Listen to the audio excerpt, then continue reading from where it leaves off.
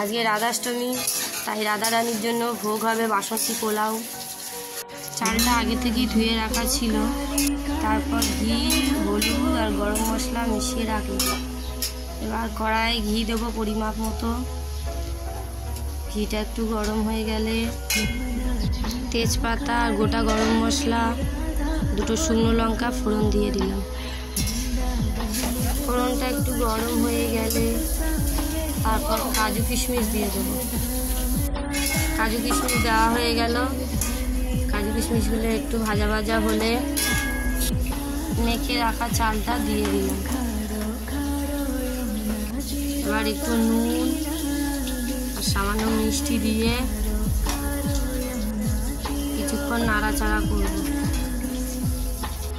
একটু ভাজা ভাজা হয়ে গেলে জল ঢেলে দেবো।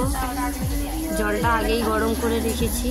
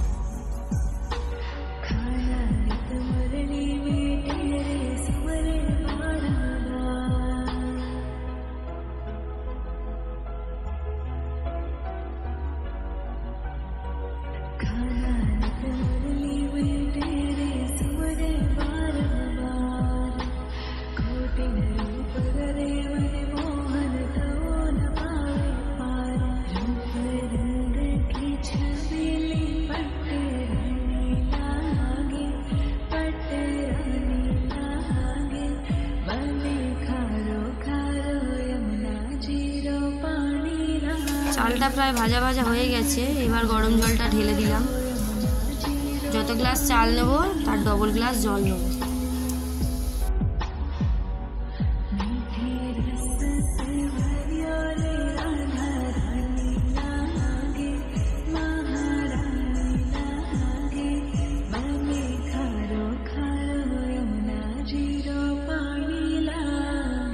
এবারে গ্যাসটা অল্প আছে রেখে ঢাকা দিয়ে দেবো। 10-15 মিনিট পর ফিরে এলাম। আমাদের বাসন্তী পোলাও রান্না রেডি। আপনারাও এইভাবে ট্রাই করে দেখবেন আর কমেন্ট করে জানাবেন কেমন হয়েছে আমাদের রেসিপিটা।